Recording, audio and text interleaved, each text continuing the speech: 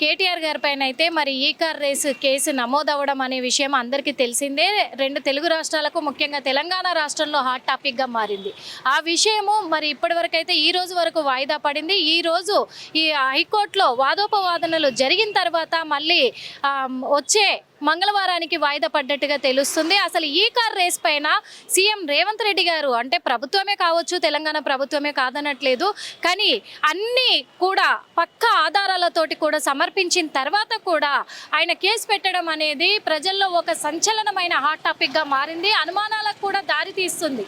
ఎందుకంటే అన్ని పక్కా ప్రూఫ్స్ ఉన్నాక కూడా ఎందుకు ఒక వ్యక్తిగత కక్షపూరితంగానే కేసు పెట్టినట్టుగా క్లారిటీగా తెలుస్తుంది మనకి. అందుకు మరి ఈ మళ్ళీ వచ్చే మంగళవారానికి వాయిదా పడింది కాబట్టి మనతో పాటు ప్రత్యేకంగా కేటీఆర్ గారి కేసును డీల్ చేస్తున్న అడ్వకేట్ లక్ష్మణ్ గారే ఉన్నారు మనతో పాటు. ఎందుకంటే ప్రతి డీటెయిల్స్ కూడా తనకి తెలుసు కాబట్టి అసలు ఏం జరగబోతుంది ఈ కేసులో అని చెప్పేసి కూడా మనం అడిగి తెలుసుకునే ప్రయత్నం చేద్దాము. అదేవిధంగా లగచెర్ల ఘటన కూడా, లగచెర్లలో రైతులకు జరిగిన అన్యాయానికి ఆ ఘటనలో కూడా అప్పుడు సారే వాదించారు ఆ కేసును కూడా. అవి కూడా కొన్ని విషయాలు ఉన్నాయి మన దగ్గర అడిగి తెలుసుకోవడానికి, అది కూడా అడిగి తెలుసుకుందాం. మరి నమస్తే సార్. సార్, ఇప్పుడు కేటీఆర్ గారి కేసు అయితే మరి వచ్చే మంగళవారానికి వాయిదా పడింది. ఈ కార్ రేస్ ఎలాంటి శిక్ష పడబోతుందంటారు ఒకవేళ ఇవన్నీ ఆధారాలతో ప్రభుత్వం రుజువు చేసినట్లయితే? క్లియర్గా అండి, ఇక్కడ కేటీఆర్ గారు ప్రెస్ మీట్లో క్లియర్గా ప్రజలకి తను తప్పు చేయలేదని ప్రజలకు కూడా ప్రెస్ మీట్ పెట్టి చెప్పిన సందర్భం మనం చూసాం. ఇక్కడ యాజ్ ఎ కౌన్సిల్గా బీఆర్ఎస్ లీగల్ టీమ్ సభ్యుడిగా కేటీఆర్ గారికి కేసులు కావచ్చు దగ్గర నుండి మేము చూస్తున్నాం. ఈ కార్ రేస్కు సంబంధించి ఎక్కడ కూడా అంటే ఈవెన్ అరవింద్ గారు కావచ్చు, కేటీఆర్ గారు కావచ్చు, రెడ్డి గారు కావచ్చు, ఎక్కడ కూడా వాళ్ళు ఇక్కడ క్లియర్ ఒక రెండు చట్టాల గురించి మనం తెలుసుకోవాలి. PMLA act, prevention of money laundering act అనేది ఒకటి, ఫారిన్ మనీ ఎక్స్చేంజ్ యాక్ట్ ఇది ఒకటి. రెండు చట్టాల గురించి క్లియర్గా మనం చెప్పుకోవాల్సి వస్తుంది ఈ కేసులో. ఇప్పుడు రీసెంట్గా ఈడీ కూడా ఏదో చేస్తుందని చెప్తున్నారు.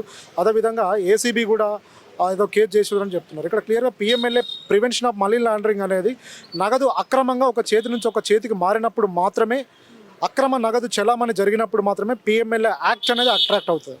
ఇక్కడ కేటీఆర్ గారు కావచ్చు, అరవింద్ గారు కావచ్చు, ఎక్కడ కూడా అక్రమంగా మనని సొంత అవసరాలకు కావచ్చు, ఆ ప్రాపర్టీని కావచ్చు, ఆ గేమ్ ఈ రేస్ కోర్సును కావచ్చు, వాళ్ళ అవసరాలకు వాడుకున్నట్టు ఎక్కడ కూడా సింగిల్ డాక్యుమెంటరీ ఎవిడెన్స్ అనేది లేదు ఇప్పటి వరకు. రాష్ట్ర అభివృద్ధి కోసం, రాష్ట్ర డెవలప్మెంట్ కోసం, హైదరాబాద్ అభివృద్ధి కోసం, ఇండియాని ఎకనామీగా కావచ్చు, స్పోర్ట్స్ హబ్గా కావచ్చు, ప్రపంచ స్థాయిలో పెంచడం కోసం మాత్రమే, అంటే ఇండియాను ఒక స్పోర్ట్స్ హబ్గా తీర్చిదిద్దడం కోసం మాత్రమే కేటీఆర్ గారు పెట్టినటువంటి అంటే ప్రపోజ్ చేసినటువంటి ఈ రేస్ కోర్స్ ఇది. దీని ద్వారా రాష్ట్రానికి బెనిఫిట్ అయింది, దేశానికి బెనిఫిట్ అయింది తప్ప ఎక్కడ కూడా కేటీఆర్ గారికి కావచ్చు, అరవింద్ గారికి కావచ్చు దీంట్లో ఎక్కడ 1 రూపీ కూడా వాళ్ళ అకౌంట్కి ట్రాన్స్ఫర్ అయినట్టు కావచ్చు, 1 రూపీ కూడా అక్రమంగా వాళ్ళ చేతిలోకి వెళ్ళినట్టు వాటి ఎక్కడ కూడా ఆధారాలు అనేటివి లేవండి. క్లియర్గా మేము చూస్తున్నాం. అదే విషయాల్లో మేము హైకోర్టులో ప్రస్తావించడం జరుగుతుంది. మా సీనియర్ కౌన్సిల్ గండ్ర మోహన్ రావు కావచ్చు, ప్రభాకర్ రావు కావచ్చు, సుందర్ సీనియర్ సుప్రీంకోర్టు అడ్వకేట్ కావచ్చు, క్లియర్గా చెప్పడం జరుగుతుంది. అదేవిధంగా ఇక్కడ క్లియర్ ఇంకొక ఇష్యూ చెప్పారు, డిలే. రేస్ కోర్స్ జరిగిన 1 ఇయర్ తర్వాత 14 మంత్స్కి మళ్ళీ వీళ్ళు కంప్లైంట్ రేజ్ చేయడం జరిగింది. 14 నెలల డిలే ఎందుకు డిలే కావడానికి కారణం ఏందనేది క్లియర్గా వాళ్ళు ఇప్పటివరకు చెప్పట్లేదు. అందుకే ఇది పొలిటికల్ వండిక్టా అంటే పొలిటికల్ ప్రెజరైజ్ కోసం చేస్తున్న కేసు ఏమో అని అంటే ప్రజలకు కూడా అనుమానం వస్తుందేమో మాకు అనిపిస్తుంది. అంటే ప్రజలు కూడా అంటున్నారు సార్ కొన్ని విషయాలు. ఏంటంటే ప్రజలకు 6 గ్యారంటీలు హామీ ఇచ్చారు. మరి ఈ 6 గ్యారంటీలను ప్రజల నుంచి మభ్యపెట్టి వాళ్ళ నుంచి డైవర్షన్ కోసమే ఇలాంటి కేసులు ఏమన్నా తీసుకొస్తున్నారా గత ప్రభుత్వం మీద అని చెప్పేసి కూడా అనేటివి ఉన్నాయి అనే కోణంలో ఉన్నారు. ఇంకొకటి ఏంటంటే మరి గత ప్రభుత్వం నిజంగానే ఇలాంటి అన్యాయం చేసింది కాబట్టి మార్పు కోసం ఇప్పుడు కాంగ్రెస్ ప్రభుత్వాన్ని మేము కోరుకోవాల్సి వచ్చింది.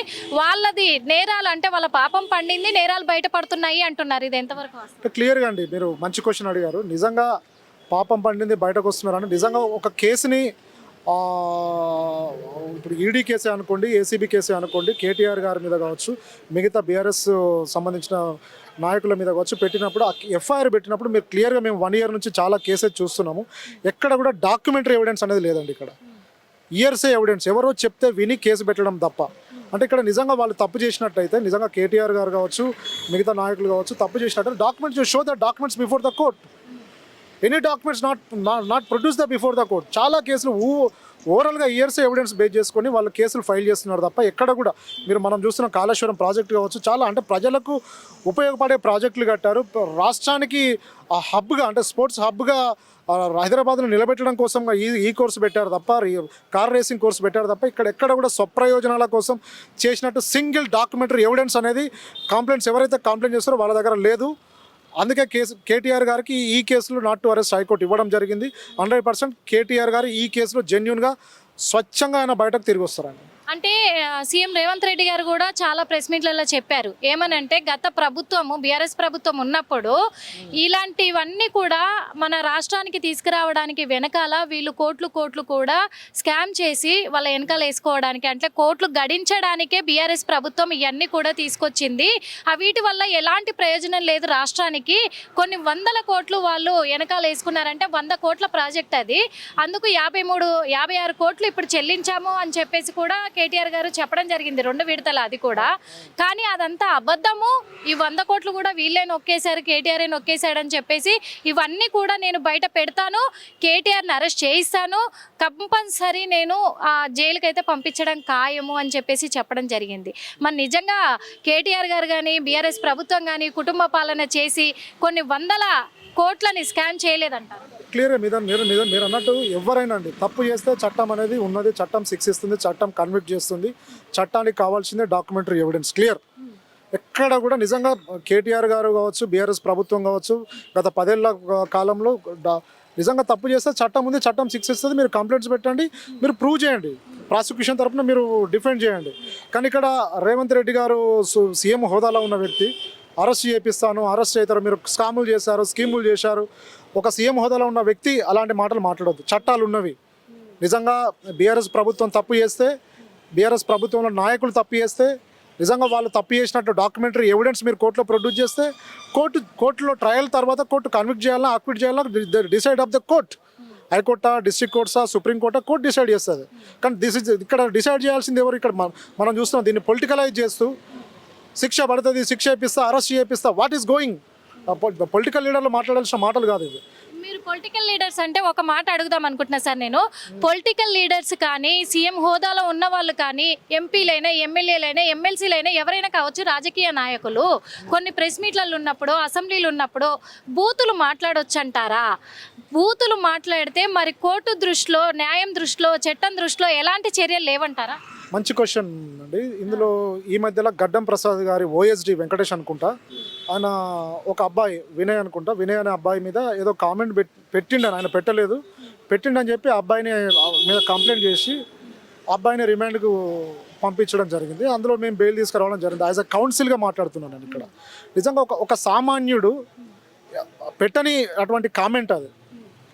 నిజంగా పెట్టినప్పుడు ఆయనను అరెస్ట్ చేయించిన గౌరవ అసెంబ్లీ స్పీకర్ గారు అదే అసెంబ్లీ సాక్షిగా, అదే అసెంబ్లీ స్పీకర్ సాక్షిగా, అదే అసెంబ్లీ స్పీకర్ ఓఎస్డి సాక్షిగా పచ్చి బూతులు మాట్లాడుతున్నారు అసెంబ్లీ శాసన సభ్యులు. వాళ్ళ మీద ఎందుకు యాక్షన్ తీసుకోవట్లేదు? అదే వినయ్ మీద తీసుకున్నట్టు మిగతా వాళ్ళ మీద మీరు ఎందుకు యాక్షన్ తీసుకోవాలి? వాళ్ళ మీద కూడా క్రిమినల్ కంప్లైంట్ ఎందుకు ఓఎస్డి నుంచి రేజ్ చేయించట్లేదు? అదే శాసన ఎవరైనా కావచ్చండి, నేను కన్సర్న్ ఒక ఎమ్మెల్యే అని చెప్పట్లేదు, ఎమ్మెల్సీ అని చెప్పట్లేదు. అంటే పచ్చి బూతులు మాట్లాడిన ప్రతి ఎమ్మెల్యే, ఎమ్మెల్సీ మీద మీరు ఎందుకు కంప్లైంట్ రేజ్ చేయట్లేదు? రేవంత్ రెడ్డి గారు కూడా మాట్లాడారు, లాగులో తొండలు వదులుతానని, కర్ర కాల్చి వాత పెడతానని చెప్పేసి చాలా మాట్లాడుతున్నారు. మరి అంటే వీళ్ళకి వర్తించవా చట్టాలు? చట్టం దృష్టిలో అందరూ సమానమేండి. అందుకే నేను చెప్తున్నాను, ఒక సామాన్యుడు ప్రశ్నిస్తే చేయని తప్పుకి ఆయనను బలి చేయాల్సిన సందర్భం. మాలాంటి అడ్వకేట్ లేకపోతే వాడు జైలు ఉండాల్సిన వ్యక్తి. కానీ మీ అసెంబ్లీ సాక్షిగా మేము కనీసం అట్లీస్ట్ దాని నుంచి తొలగిస్తున్నా అంటున్నారు. ఏదో మన దాంట్లో రికార్డ్స్ నుంచి వాయిస్ తొలగిస్తున్నా అంటే తప్పును మీరు తొలగించినప్పుడు సామాన్యుడు మిమ్మల్ని ప్రశ్నిస్తుంటే ఆ వాటిని కూడా తొలగించి చేస్తే అయిపోతుండే కదా. సామాన్యుడిని అరెస్ట్ చేస్తారు, శాసనసభ్యులనే అరెస్ట్ చేయరా? ఆ చట్టం అందరికి ఒక రకంగా ఉండదు కదా. అంత గౌరవ హోదాలో ఒక జడ్జి హోదాలో ఉన్న ఆ స్పీకర్ గారు నిజంగా అందరినీ సమానంగా చూడాలి. నిజంగా శాసనసభ్యులు ఎవరు మాట్లాడినా వాళ్ళ మీద డిసిప్లినరీ యాక్షన్ తీసుకునే రైట్ శాసనసభ స్పీకర్కి ఉంటుంది. నిజంగా ఇలా అందరినీ సమానంగా మీరు చూస్తున్నప్పుడు అది సీఎం కావచ్చు, ఎమ్మెల్యే కావచ్చు, ఎమ్మెల్సీ కావచ్చు, ఎవరి మీద శాసనసభ సాక్షిగా బూతులు మాట్లాడిన వ్యక్తి మీద డిసిప్లినరీ యాక్షన్ తీసుకోవచ్చు. సస్పెండ్ చేసే రైట్ కూడా స్పీకర్కి ఉంటుంది. అలాంటి యాక్షన్ తీసుకున్నప్పుడు స్పీకర్ చరిత్రలో నిలిచిపోతారు. చరిత్ర పేజీలలో ఆయన పేరు ఉంటుంది. ఇలాంటి యాక్షన్ తీసుకుంటారేమో అని చెప్పి భవిష్యత్తులో తీసుకోవాలని చెప్పి కూడా మేము కోరుకుంటున్నాం. ఇంకొకటి ఏంటంటే సార్ మరి మనం చూసుకున్నట్లయితే ఇప్పుడు ఒక చిన్న విషయము అల్లు అర్జున్ విషయంలో కేసు విషయంలో రేవతి చనిపోతే 2 కోట్ల పారితోషికం అక్కడ చెల్లించారు బాధిత కుటుంబానికి, కాదనట్లేదు. అంటే ఇప్పుడు అల్లు అర్జున్ ఉన్నాడు కాబట్టి తను రావడం వల్లే చనిపోయింది కాబట్టి ఆ కుటుంబానికి పారితోషికం చెల్లించాలి అని కోట్ల పరిధిలో అక్కడ పారితోషికం చెల్లించారే. మరి లగచర్ల ఘటనలో తన భూమి అంటే తను వ్యవసాయం చేసుకుంటున్నాడు ఒక రైతు, ఆ రైతు నా భూమి పోతుంది అని చెప్పేసి ఆత్మహత్య చేసుకొని చనిపోవడం జరిగింది. మరి ఆ కుటుంబానికి బాధ్యులు ఎవరు, ఆ కుటుంబానికి మరి ఎవరు ఆర్థిక సహాయం అందిస్తారంటారు సార్? మరి వీటిపైన చట్టాలు ఎలాంటి చర్యలు తీసుకోవాలి? అంటే ఇక్కడ క్లియర్ ఒకటి అంటే అక్కడ సాయిరెడ్డి అనే వ్యక్తి ఆయన దారి తన ఇంటికి వెళ్ళడానికి దారి ఇవ్వకుంటే మనస్తాపానికి గురై సూసైడ్ చేసుకోవడం జరిగింది. అక్కడ ఈ ఇష్యూలో అంటే ఈ లగచెల్ల రైతుల ఇష్యూ మీరు చెప్పినట్టు ఆ ఇష్యూలో ఇప్పటి వరకు నాకు తెలిసి బీఆర్ఎస్ ప్రభుత్వం నాయకులు మా కేటీఆర్ గారు కావచ్చు, హరీష్ రావు కావచ్చు, ప్రముఖులు అంతా స్పందించారు. అంటే ఆ మరణాన్ని కండెమ్ చేస్తారు, తన కుటుంబ సభ్యులకు మద్దతు కూడా తెలపడం జరిగింది. నిజంగా కొడంగల్ కాన్స్టిట్యున్సీ నుంచి ఎమ్మెల్యేగా గెలిచి ముఖ్యమంత్రి అయిన వ్యక్తి ఇప్పటివరకు రేవంత్ గారు ఆ ఇష్యూలో మాత్రం ఇప్పటివరకు స్పందించలే. రాష్ట్రంలో ఉన్న ప్రతి రైతు సమస్య కూడా సీఎం తన సమస్యగా భావించాల్సిన వ్యక్తి, ప్రతి మరణం కూడా స్పందించాల్సిన వ్యక్తి. ఇప్పుడు నిజంగా ఒక అల్లు అర్జున్ గారు ఒక మానవతా దృక్పథంతో, సినీ ఇండస్ట్రీ మానవతా దృక్పథంతో ఆర్థిక సాయం చేయడం జరిగింది. నిజంగా ఇప్పుడు సాయిరెడ్డి కుటుంబాన్ని ఎవరు ఆదుకోవాలి? గురుకులలో మరణించిన స్టూడెంట్స్ కుటుంబాలను ఎవరు ఆదుకోవాలి? హైడ్రా అక్రమంగా హైడ్రా తీసుకొచ్చి హైడ్రా బాధితులు చాలామంది హైడ్రా ఇల్లు కూలగొడితే మనస్తాపానికి గురై సూసైడ్ చేసుకున్న కుటుంబ సభ్యులకు ఎవరు ఆర్థిక సాయం చేయాలి? వాళ్ళకి ఇల్లు ఎవరు ఇవ్వాలి? ఎవరు వాళ్ళని కాపాడాలి? ఇవన్నీ చట్టం దృష్టిలోకి రావంటారా? చర్యలు వర్తించవంటారా? చెప్పండి. అందుకే ఇలాంటి ఇష్యూస్లో కూడా ఇప్పుడు కొన్ని కేసులలో సుమోటోగా ప్రభుత్వ ఉద్యోగులే, ప్రభుత్వ పోలీస్ ఆఫీసర్లే సుమోటోగా కంప్లైంట్ చేయడం జరుగుతుంది. కంప్లైంట్ చేసి కన్సెంట్ ఎవరైతే ఆ చావుకు కారణమైనా వాళ్ళ మీద యాక్షన్ తీసుకొని వాళ్ళని రిమాండ్కి తరలించడం జరుగుతుంది. ఇప్పుడు అల్లు అర్జున్ గారు ఇష్యూ తీసుకుంది, సిఐ గారా ఎస్ఐ గారా పోలీస్ డిపార్ట్మెంట్ వాళ్ళే కంప్లైంట్ ఇవ్వడం జరిగింది. రేవతి గారు చనిపోతే నిజంగా ఇక్కడ సాయిరెడ్డి గారు చనిపోతే ఇప్పటి వరకు కంప్లైంట్ తీసుకునే వాళ్ళు లేరు, ఇచ్చేవాళ్ళు లేరు. అదేవిధంగా హైదరాబాద్లో చనిపోతే ఇప్పటి వరకు యాక్షన్ లేదు. గురుకుల స్టూడెంట్స్ చనిపోయిన విషయం వాస్తవమే, వాళ్ళ మీద ఎవరు చావు కారణకులైనా ఇప్పటి వరకు వాళ్ళ మీద యాక్షన్ లేదు. అంటే వేర్ ఈస్ ద రూలింగ్ ఎటుపోతుంది? హోమ్ మినిస్ట్రీ ఎటుపోతుంది? పోలీస్ డిపార్ట్మెంట్ ఏం చేస్తుంది? ఇన్వెస్టిగేషన్ సిస్టమ్ ఏం చేస్తుంది? గౌరవ డీజీపీ గారు ఏం చేస్తున్నారు? వీటి వెనుక అసలు జరుగుతున్నది ఏంటనేది ప్రజలకు అర్థమవుతుంది. క్లియర్గా ప్రజల నిర్ణయం తీసుకుంటారు త్వరలో. ఒకవేళ కేటీఆర్ గారి కేసు తను నేరం చేసినట్టుగా రుజువు అయితే ఎలాంటి శిక్షలు వర్తిస్తాయి? అంటే ఇక్కడ ఇలాంటి ఈడీ కేసులలో డాక్యుమెంటరీ ఎవిడెన్స్ ఉంటే మాత్రమే అండి. ఇలాంటి ఈడీ కేసులు కావచ్చు, ఇలాంటి ఇప్పుడు ఎంఓయూ క్లియర్గా ఎంఓయూ ఉంది కేటీఆర్ గారు ఈ ఫార్ములా కేసుకు సంబంధించి. జనరల్గా ఇలాంటి కేసులలో 3 years నుంచి 7 years వరకు శిక్ష పడే అవకాశం ఉంటుంది, రుజువు అయితే మాత్రమే. రుజువు కాకపోతే నిజంగా కేసుని అక్విట్ చేసినట్టు అయితే మాత్రం కన్సెంట్ ఎవరైతే ఇన్వెస్టిగేషన్ అధికారి ఉంటాడో, ఎవరైతే కంప్లైంట్ చేసిన వ్యక్తి ఉంటాడో ఆయన మీద పరువు నష్టం దావా సివిల్ కావచ్చు, క్రిమినల్ కావచ్చు వేసే రైట్ కేటీఆర్ గారికి ఉంటుంది. నిజంగా అక్విట్ అయితే మాత్రం 100% కేసు పెట్టిన వ్యక్తి మీద కావచ్చు, ఇన్వెస్టిగేషన్ అధికారి మీద కూడా కావచ్చు, అక్విట్ అయిన తర్వాత 100% మాలిసియస్ ప్రాసిక్యూషన్ కేసు ఫైల్ చేస్తాం మేము. కేటీఆర్ గారు ప్రెస్ మీట్ పెట్టి అందులో ఒక మాట అన్నారు, ఇప్పుడు ఈ కార్ ఫార్ములా అనేది ఈ సంవత్సరం మాత్రము మన తెలంగాణ రాష్ట్రాన్ని వాళ్ళు వ్యతిరేకించడము అనేది కేవలం ప్రభుత్వ వైఫల్యమే అని చెప్పేసి అన్నారు. అంటే ఇప్పుడు అది క్యాన్సిల్ చేసుకున్నారు కాబట్టి మరి మన రాష్ట్రానికి ఈ కార్ ఫార్ములా రాలేదు కాబట్టి ఈ సంవత్సరము మరి దీనికి సంబంధించి ప్రభుత్వందే తప్పిదం అంటారా? ఒకవేళ ఈ ప్రభుత్వం మీద మళ్ళీ రిటర్న్ కేసు పెట్టే అవకాశాలు ఉన్నాయంట. నిజంగా ప్రభుత్వం మీద ఆల్రెడీ ఇంటర్నేషనల్ ఆర్బిట్రేషన్లో పరువు నష్టం దావా కన్సెంట్ ఈవెంట్ ఆర్గనైజర్స్ ఫైల్ చేయడం జరిగింది. గవర్నమెంట్కి నోటీసులు కూడా ఇవ్వడం జరిగింది. గవర్నమెంట్ దానికి రెస్పాండ్ అవుతుంది. దాని తర్వాత జరిగిన సంఘటనే ఇప్పుడు కేటీఆర్ గారి మీద కావచ్చు, అరవింద్ గారి మీద ఈ కేసు అనేది కంప్లైంట్ ఇవ్వడం జరిగింది. యాక్చువల్లీ ప్రభుత్వం ఇంటర్నేషనల్ ఆర్బిట్రేషన్ ట్రిబ్యునల్కి రెస్పాండ్ కావాలి, అక్కడ తెలుసుకోవాల్సిన case. This is a civil suit అండి, సివిల్ దావా ఫైల్ చేయాల్సింది. నిజంగా ఎవరికైనా గవర్నమెంట్కే నష్టం జరిగినప్పుడు నష్టాన్ని భర్తీ చేయడానికి ఈవెంట్ ఆర్గనైజేషన్ మీద కావచ్చు, హెచ్ఎండిఏ మీద కూడా కావచ్చు మీరు సివిల్ దావా ఫైల్ చేయాలి. ఎవరు దీనికి కారకులు వాళ్ళ నుంచి. ఈ మధ్యలో హైడ్రా ఇష్యూస్లో ఇల్లు ఎవరైతే కూల్చివేసిన ఆఫీసర్స్ ఉన్నారో వాళ్ళ మీద వాళ్ళే ఇల్లు కట్టిమని చెప్పి హైకోర్టు ఆర్డర్ ఇచ్చిన సందర్భం ఉంది. అలాంటి నిజంగా ఈ ఏదైతే నష్టం జరిగింది అంటారో, ప్రభుత్వానికి నష్టం జరిగింది, నష్టానికి కారకులని మీరు తెలుసుకొని వాళ్ళ నుంచి మీరు ఆ నష్టాన్ని మీరు రాబట్టవచ్చు. This is a civil suit అండి. అందుకే క్రిమినల్గా వాళ్ళు సారీ అది ఇంటర్నేషనల్ ఈవెంట్ ఆర్గనైజేషన్స్ మన ఇంటర్నేషనల్ ఆర్బిట్రేషన్ ట్రిబ్యునల్లో సివిల్ దావా వేయడం జరిగింది. ఇక్కడ ఎక్కడ కూడా క్రిమినల్ ఇష్యూస్కు సంబంధం లేనటువంటి కేసు ఇది. అందుకే హైకోర్టులో కేటీఆర్ గారికి రిలీవ్ రావడం జరిగింది. Thank you so much sir. చూసాం కదా, మరి అన్ని విషయాల్లో కూడా మనకు చక్కగా క్లారిటీ ఇచ్చారు. ఎందుకంటే మరి మంగళవారం మళ్ళీ వచ్చే మంగళవారానికి వాయిదా పడింది కాబట్టి కేటీఆర్ గారి మీద ఎలాంటి నిర్దోషిగానే బయటికి తీసుకొస్తాము, ఎలాంటి కేసు కూడా తన మీద లేకుండా తీసుకురాగలము. ఎందుకంటే తన దగ్గర అన్ని పక్కా ప్రూఫ్స్ ఉన్నాయి కాబట్టి ప్రూఫ్స్ అన్ని కూడా సబ్మిట్ చేస్తున్నాము.